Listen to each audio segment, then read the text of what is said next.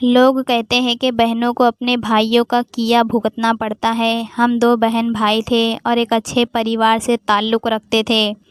Mummy papa ने हम दोनों की परवरिश बहुत अच्छे तरीके से की थी, मगर भाई को हमेशा पापा से शिकायत रहती थी कि वो हम पर बहुत पाबंदी लगाते हैं। मगर पापा हमेशा कहते थे कि मेरी पाबंदी तुम लोगों के लिए स्वर्ग की तरह ठंडक है, नर्क की आग इंसान को झुलसा देती है, उसका चेहरा बिगाड़ देती है और फिर वो किसी को मुँह दिखाने के काबिल नहीं रहता। मगर मेरे भाई आर्यन तब भी पापा की बातों को नज़रअंदाज कर देते। स्कूल तक तो पापा की पाबंदी हम पर चलती रही, मगर कॉलेज में आर्यन भाई अपनी मनमानी करने लगे। मेरी स्कूल ले जाने और घर लाने की जिम्मेदारी आर्यन भाई ने उठा ली। वो अक्सर अपने दोस्तों के साथ मिलकर मुझे अपने साथ बाइक पर ले जाते और मैं भाई को हमेशा समझाती कि बाइक आहिस्ता चलाया करो, तो वो मेरा मजाक उड़ाते और कहते कि तुम लड़की हो, तुम्हें क्या पता कि बाइक कैसी चलानी चाहिए। मैंने एक दिन मम्मी पापा को बता दिया तो पापा ने भाई को खूब डांटा, मगर भाई को तो जैसे कोई फ़र्क ही नहीं पड़ा। वो अपनी ही मस्ती में ऐसे ही गुम थे। फिर एक दिन ऐसा हुआ जो मेरी ज़िंदगी को हिलाकर रख दिया। मेरी ज़िंदगी उस वक्त बिल्कुल बदल गई। कुछ हादसे इंसान की ज़िंदगी रोक देते हैं।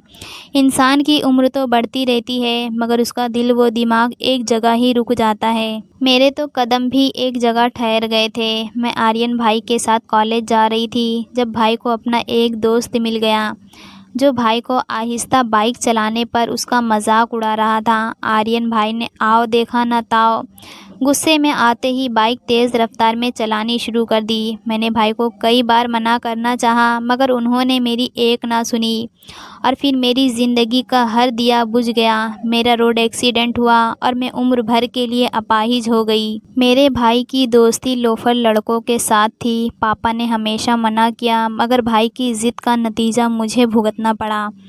भाई अब हर वक्त मेरी खिदमत में लगे रहते और हमेशा रोते रहते, मगर मैं भाई को हमेशा तसल्ली देती और उसको समझाती कि ये मेरा नसीब था, जो हुआ उसमें उसका कोई कसूर नहीं और यही मेरी सबसे बड़ी गलती थी जिसने मेरे भाई को गलत रास्ते पर चलने का बढ़ावा दिया।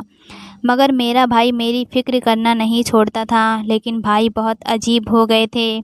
वो उस हादसे के बाद बहुत बदल गए थे। भाई रोज़ आधी रात को वक्त से घर आते और आते ही बाथरूम में घुस जाते और फिर नहाकर ही बाहर निकलते। मम्मी उसके रवैये से बहुत परेशान रहने लगी थी। मैं जब भाई से पूछती कि इतनी रात कहाँ रहते हो, तो वो मुझे ये कहकर टाल देते कि मैं कंबाइंड स्टडी करता हूँ। मगर भाई की आंखें अपनी कही गई बात के साथ मेल नहीं खाती थी। भाई दिन ब दिन अमीर होते जा रहे थे। उनके पास ढेर सारे पैसे आ रहे थे। भाई कहते थे कि मैं एक दिन अपनी बहन की शादी बहुत धूमधाम से करूँगा। पापा जब भाई से उन पैसों के बारे में पूछते तो भाई कह देते कि मैं कुछ स्टूडेंट को पढ़ाता हूँ, इसलिए इतने पैसे कमा रहा हूँ। घर में हर तरफ बेचैनी छाई हुई थी। घर का माहौल बहुत खींचा खींचा रहने लगा था। लेकिन फ़िलहाल तो सब ठीक था, मगर सबके व्यवहार से ऐसा महसूस होता था जैसे कुछ तो इस घर में अजीब हो रहा है। वक्त का काम है गुज़रना, तो वो गुज़र ही जाता है। एक दिन मम्मी मेरे कंधे से लगी रोने लगी और कहने लगी, मैं तेरी शादी करना चाहती थी, मगर अब तुझे इस हालत में कौन अपनाएगा। मम्मी की बात एक सच्ची हकीकत थी जिसको मुझे हर हालत में बर्दाश्त करना था। ख्वाब देख लेने से हकीकत को तो बदला नहीं जा सकता। मगर बाहर खड़े आर्यन भाई ने जब मम्मी की बात सुनी तो एकदम गुस्सा हो गए और कहने लगे कि मैं अपनी बहन की शादी करूंगा, अपनी बहन के हाथ पीले करूंगा। मुझे उस दिन अपने भाई पर बहुत प्यार आया, जो अपनी बहन की खातिर कुछ भी करने को तैयार थे। मम्मी पापा ने भाई की ज़िद पर रिश्ता देखना शुरू कर दिया, मगर जो भी रिश्ता देखने आता मेरे अपाहिजपन की तरफ देखकर रिश्ते से इनकार कर जाता। एक दिन घर पर एक बहुत गरीब परिवार का रिश्ता आया। लड़का फैक्ट्री में काम करता था। हम अमीर थे, तभी उन्होंने मुझे स्वीकार कर लिया। मुझे तो हैरत हुई कि कोई अपाहिज लड़की को कैसे स्वीकार कर सकता है, मगर जो नसीब में लिखा हो वो हम मिटा नहीं सकते और जोड़े तो आसमानों पर बनते हैं। मेरे भाई के पास बहुत पैसा था। मेरे भाई ने मेरे लिए बहुत दहेज इकट्ठा किया। मैं अपाहिज ज़रूर थी, मगर मेरे भाई ने मुझे किसी पर बोझ नहीं बनने दिया। मेरी शादी का पूरा खर्चा मेरे भाई ने उठाया और धूमधाम से मेरी शादी की। मेरे पति 2 भाई बहन थे, मगर बहन ना जाने किस बीमारी में मुब्तला थी जो अपने सगे भाई की शादी में भी शामिल ना हो सकी। विदाई का टाइम आया तो मैं अपने भाई के सीने से लगकर रोने लगी। उस वक्त मुझे भाई के सीने से लगकर जो दर्द महसूस हुआ वो नाकाबिले बयान था। मैं विदा होकर अपने घर आई तो ये कोई बहुत बड़ा घर नहीं था, छोटा सा एक घर था जो साफ़ सफाई में एक मिसाल था। मैंने हैरानी से सबकी तरफ देखा जो मुझे सहारा दे देकर मेरे कमरे में ले जा रहे थे। घर में बस मेरी सास, ससुर और पति ही दिखाई दे रहे थे। मेरी ननद तो कहीं भी दिखाई नहीं दे रही थी। अगली सुबह मेरी ननद कमरे से निकली तो वो बहुत खूबसूरत थी। मेरी ननद मुझसे मिलने आई तो मैं उसकी खूबसूरती पर नज़रें ही नहीं हटा पाई थी। वो मेरे पास आई और मुस्कुराकर कहने लगी कि भाभी आप तो बहुत प्यारी हो। मेरी ननद की आंखों के नीचे काले घेरे थे जो इतनी खूबसूरत होने के बावजूद उसके चेहरे पर साफ दिख रहे थे, जैसे चांद पर दाग होता है। मेरी ननद की आंखें काले घेरे भी उसके चांद जैसे चेहरे पर दाग की तरह ही थे। मेरी ननद बहुत अच्छी लड़की थी, मगर वो ज़्यादातर वक्त अपने कमरे में रहती थी। मेरी सास और ससुर, मेरा पति उसके साथ बहुत बुरे तरीके से पेश आते थे, जिस पर मेरी ननद खून के आंसू रोती थी। एक शाम घर पर कोई मौजूद नहीं था। आम दिनों में तो मेरे पति ने मेरा ननद के पास जाना सख्ती से मना किया था, मगर उस दिन मैं अपनी ननद के कमरे में गई और ननद से पूछा क्या वजह है, ये तुम्हारे भाई और तुम्हारे मम्मी पापा तुम्हारे साथ ऐसा व्यवहार क्यों करते हैं। तो मेरी ननद पहले तो एकदम चौंक गई, उसके चेहरे पर डर था। फिर कहने लगी कोई मुझ जैसी भी बदनसीब होगी जो बेकसूर होकर भी कसूरवार ठहराई जा रही है। और फिर चेहरा दोनों हाथों में छुपाकर फूट फूट कर रोने लगी। मैं उसके ऐसे रोने पर हैरान रह गई। मैंने अपनी बैसाखी एक तरफ रखी और उसको अपने सीने से लगाकर तसल्ली दी और उससे तमाम वजह पूछी, मगर ननद की बात सुनकर तो मेरे रोंगटे खड़े हो गए जब उसने बताया कि मेरी शादी से 1 महीना पहले ही कोई दरिंदा इंसान उसकी इज्जत ख़राब कर गया था, मगर वो बेकसूर होकर भी घर में सबकी नज़रों में बुरी थी। ये दुनिया ऐसी ही तो है, गुनहगार को कुछ नहीं कह सकते, लेकिन बेगुनाह पर ज़िंदगी हराम कर देते हैं। मुझे अपनी ननद की बात सुनकर बहुत हैरत हुई। मैंने उसे हौसला दिया और कहा कि फ़िक्र नहीं करो, ऐसे लोग भी ज़्यादा देर तक अपने गुनाह को छुपा नहीं सकते। बहुत जल्द तुम्हारा गुनहगार भी तुम्हारे पैरों में गिरकर तुमसे माफ़ी मांग रहा होगा। अभी मैं अपनी ननद को तसल्ली दे ही रही थी कि अचानक बाहर दरवाज़ा खटकने की आवाज़ पर मैं चौंक गई। मैं दरवाजे पर गई और जैसे ही दरवाज़ा खोला तो सामने मेरा भाई खड़ा था। मैं अपने भाई को तो देखकर एकदम जैसे खिल सी उठी। मेरी ननद भी मेरे पीछे पीछे बाहर आई थी, मगर ना जाने फिर क्या हुआ कि मेरा भाई मेरी ननद को देखकर एकदम सफ़ेद पड़ गया। उसका जिस्म कांपने लगा था, आंखें फटी की फटी रह गई थी। उसकी एकदम बदलती हालत ने मुझे परेशान कर दिया था। ननद की भी हालत आर्यन से अलग नहीं थी। मेरा भाई हल्के हल्के कदम उठाता वह दरवाजे से निकल गया और मैं उसको आवाज़ें देती रही, मगर उसने मेरी एक ना सुनी। मेरी ननद भी फिर रोते हुए वापस कमरे में चली गई। मैं तो ये सारा मंज़र देखकर हैरान थी। मैं तो ये माजरा समझने की कोशिश में लग गई, मगर मेरी समझ में कुछ नहीं आ रहा था। मेरे भाई और मेरी ननद का व्यवहार मेरी समझ से तो बाहर था। अभी मैं अपनी ननद के पास जाती, इससे पहले कि मेरे पति और मेरे ससुर घर पर आ गए थे, जिसकी वजह से मैं अपनी ननद के कमरे में ना जा सकी। वक्त का काम है गुज़रना तो वो गुज़र ही जाता है। इस बात को हफ्ता गुज़र चुका था, मगर मैं अभी भी परेशान उस दिन के हालात को ही समझती रही, मगर कोई भी सुराग मेरे हाथ न आया। कुछ दिन गुज़रे कि मेरे मायके से मेरी मम्मी का फ़ोन आया और मम्मी कहने लगी कि तुम्हारे भाई की तबीयत बहुत ख़राब है, हो सके तो तुम घर आ जाओ। भाई की तबीयत के बारे में सुनकर तो मैं एकदम परेशान हो गई थी। मेरा वो भाई था जिसने कभी कोई परेशानी अपने दिल व दिमाग पर सवार होने नहीं दी थी। मैंने उसी वक्त अपने पति से बात की कि मुझे अपने मायके जाना है, तो मेरा पति भी काफ़ी हैरान हुआ, क्योंकि मैं जब से शादी करके आई थी तब से मैंने मायके का नाम नहीं लिया। मेरा पति उसी शाम मुझे मायके ले गया। मैं घर पर रोती रही। मेरी ननद मुझसे बार बार पूछती कि क्या हुआ है भाभी, क्यों रो रही हो। मैंने जब अपनी ननद को बताया कि मेरा भाई बहुत बीमार है तो वो मन ही मन में मुस्कुराने लगी। उसकी मुस्कुराहट में ना जाने ऐसा क्या था कि एक मर्तबा मेरी रूह कांप गई। मैंने अपनी ननद की तरफ सवालिया नज़रों से देखा तो वो कहने लगी कि बहुत मान है ना आपको अपने भाई पर। मैंने हाँ में सर हिलाया तो मेरी ननद ने कहा कि ईश्वर हमेशा आपका ये मान बरकरार रहे। मैं अपनी ननद को हैरानी से देखती रही और फिर अपने मायके के लिए रवाना हो गई। पूरे रास्ते में मैं रोती हुई घर गई। जैसे ही घर पहुंची अपने भाई को देखकर मेरे रोंगटे खड़े हो गए, क्योंकि मेरा भाई चारपाई पर बेहोश लेटा हुआ था। मैं और मेरे पति जल्दी से मेरे भाई के पास गए। मैंने जैसे ही भाई का नाम पुकारा, उसने अपनी लाल अंगारा आंखें खोलकर हम दोनों पति पत्नी की तरफ देखा। मेरी हैरत की इंतहा ना रही जब आर्यन भाई ने मेरे पति के आगे हाथ जोड़ लिए और उन्हें कहने लगे कि मेरी बहन पर कोई जुल्म ना करना, इसको मारना मत। हाथ जोड़कर मैं मिन्नत समाजत करता हूँ। मैं और मेरे पति मेरे भाई की बात सुनकर बहुत हैरान हुए। मुझे लगा कि वो बीमारी की वजह से मेरी फ़िक्र कर रहे हैं। हर बीमार इंसान को अपने सबसे ज़्यादा प्यारे लोग ही याद रहते हैं, वो उसी की फ़िक्र ही करते हैं। अपने भाई की इतनी फ़िक्र देखकर मैं उसके सीने से लगकर फूट फूट कर रोने लगी, मगर वो बार बार बेहोश हो जाते थे। मैं भाई की वजह से बहुत परेशान थी। उसी दौरान मैं प्रेग्नेंट हो गई तो मेरे ससुराल वालों ने मुझे वापस घर बुला लिया ताकि मैं अपने मायके में रहकर अपने भाई के लिए परेशान ना होती रहूं। मेरी ननद बहुत अच्छी थी, वो हमेशा मेरा ख्याल रखती। जैसा मैंने सुना था कि ननद भाभियों के साथ बुरा व्यवहार करती है, मगर मेरे ससुराल में ऐसा कुछ नहीं था। मेरा पति मुझ पर पलकों पर बैठा कर रखता था। हर हफ्ते मेरी मम्मी का मुझे फ़ोन आता और वो कहती थी कि तुम्हारा भाई तुम्हें बहुत याद करता है और तुम्हारी फ़िक्र में दुबला पतला होता जा रहा है। कुछ दिन के बाद मैं मम्मी के घर गई तो अपने भाई से उनकी बेचैनी की वजह जाननी चाहिए।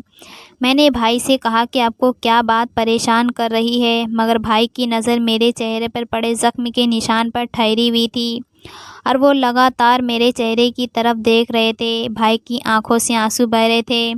मैंने भाई को हिलाया तो वो होश में आए। मैंने भाई से पूछा कि क्या हुआ, किस बात की परेशानी है, तो मेरे आगे हाथ जोड़ने लगे और कहने लगे कि मुझे माफ़ कर दो, मेरे ये गुनाहों की सज़ा तुम्हें भुगतनी पड़ रही है।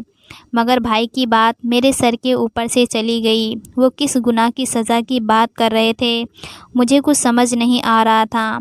मेरा भाई आहिस्ता आहिस्ता पागल होता जा रहा था। वो कभी मुझसे तो कभी मेरे पति से माफ़ी मांगते और एक ही बात कहते कि मेरी बहन पर जुल्म मत करना, तुम जालिम मत बनना।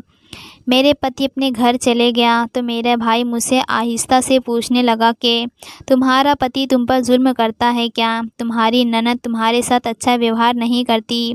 वो कैसे अच्छा व्यवहार करेगी तुम्हारे साथ जब मैंने ही उसके साथ अच्छा व्यवहार नहीं किया?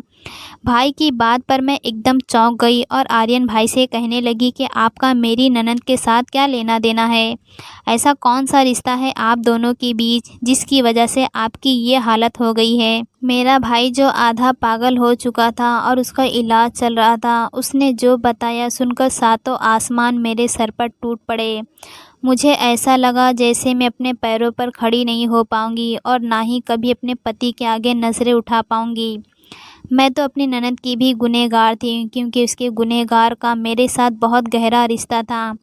भाई की बात सुनने के बाद कड़ी से कड़ी मिलती गई और मुझे अंदाज़ा हुआ कि मेरी शादी से पहले जब मम्मी पापा मेरे भाई के लेट आने पर गुस्सा होते थे और वो आते ही बाथरूम में नहाने चले जाते थे, उसके पीछे क्या वजह थी, वजह जानकर मेरी रूह कांप गई। जब भाई ने कहा कि वो कॉलेज के दिनों में अपने कुछ लोफर दोस्तों के साथ जुड़ गए थे जिन्होंने मिलकर मेरे भाई को बिगाड़ दिया। मेरा भाई तो गुस्से वाला था मगर बदकिरदार नहीं था, लेकिन उनके साथ रहने वाले लड़कों ने मेरे भाई की ज़िंदगी बर्बाद कर दी थी। अकल समझ तो भाई में भी थी, मगर जब शैतान सवार हो जाए तो अकल पर भी पर्दे पड़ जाते हैं। मेरा भाई अपने लोफर दोस्तों के साथ मिलकर मासूम लड़कियों की इज्जत ख़राब करता था। उनकी ज़िंदगी बर्बाद करने के बाद, उनको उस मोहल्ले में सर उठाकर जीने का हक छीनने के बाद उनकी वीडियो बनाता और फिर उनको ब्लैकमेल करता। और जब वो लड़कियां डर जाती तो उनसे ढेर सारे पैसे मांगता। जो लड़कियां पैसे दे देती उनकी वीडियो डिलीट कर दी जाती और जो पैसे ना दे पाती उनकी वीडियो वायरल कर दी जाती थी। और फिर लड़की के साथ वो पूरा घर खुद पर उधार का बोझ चढ़ाकर अपनी बेटी और अपने घर की बची खुची इज्जत को बचाने के लिए भाई को पैसे दे देते थे। भाई को उस गुनाह की लत लग गई थी और इंसान को जिस चीज़ की आदत लग जाए उसके बगैर रहना तो मुश्किल हो जाता है। भाई को भी हराम काम की आदत पड़ गई थी, तभी भाई हर दिन अपने किरदार को कीचड़ में मिलाते और लोगों की बद्दुआ लेते रहे। मैं नहीं जानती थी कि मेरी शादी ऐसे परिवार में क्यों हुई और क्यों मेरे पति ने मुझ अपाहिज को अपनाया, मगर अब आहिस्ता आहिस्ता इस बात की समझ आने लगी थी कि जब किसी घर की बेटी की इज़्ज़त मिट्टी में मिल जाए तो कोई अपनी बेटी देने से भी घबराता है। फिर मेरी शादी के बाद मेरे भाई का मेरी ननद के साथ मुलाकात के वक्त एकदम घबरा जाना और उसका एकदम सफ़ेद पड़ जाना पूरी कहानी सुना रहा था। मैं आंखें फाड़े अपने भाई को देख रही थी और फिर संजीदगी से अपने भाई से पूछने लगी कि जब लोगों की ज़िंदगी बर्बाद कर ही दिए हो तो फिर अपनी बहन के लिए इतना डरने का कोई हक़ नहीं है आपको।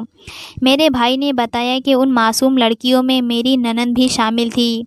उस वक्त गुनाह करते हुए मेरे भाई को कुछ समझ नहीं आया, मगर दुनिया गोल है। ईश्वर ने आर्यन भाई को बता दिया जो करोगे वही मिलेगा, मगर ईश्वर किसी बेगुनाह के साथ जुल्म नहीं करता। तभी भाई को उसके किए की सज़ा मिल रही है। मैंने उसका मुझे लेकर कोई भी डर ख़त्म नहीं किया। उसको ऐसा लगता था कि मेरी ननद ने जब से मेरे भाई को देखा है वो घर पर मेरे पति के साथ मिलकर मुझ पर जुल्म करती होगी। मेरे ससुराल में मेरे भाई की हकीकत मालूम हो चुकी होगी। मैं अपने ससुराल वापस आ चुकी थी। मैं जानती थी कि मेरे भाई की ये हालत सिर्फ अपने गुनाहों को याद करके नहीं बल्कि उनका राज जानकर सब मेरे साथ बुरा सलूक ना करे, ये बातें ही सोच सोच कर मेरा भाई पागल हो चुका था।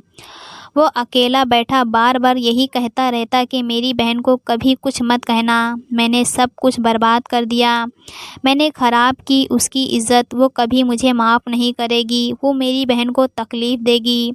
अक्सर तो भाई की ये हालत देखकर मैं तड़प उठती, मगर दिल में ख़याल आता जो भाई के साथ हुआ वो भाई का ही किया धरा था। जब कोई भाई किसी की बहन की इज़्ज़त ख़राब करता है तो उसको अपनी बहन की इज़्ज़त बदले में चुकानी पड़ती है, मगर ईश्वर इंसाफ करने वाला है, वो बड़ा मेहरबान है। ईश्वर ने मुझ बेकसूर को आजमाइश में डालने की जगह भाई को उसके किए की सज़ा दे दी। इंसान गुनाह करते हुए सोचता है कि उसे कोई नहीं देख रहा है, मगर वो ये भूल जाता है कि सबसे ऊपर एक ज़ात है जो छुपा हुआ भी देख रहा है। भाई को जो सज़ा मिली हर गुनहगार उस सज़ा को देखकर कांप जाएगा।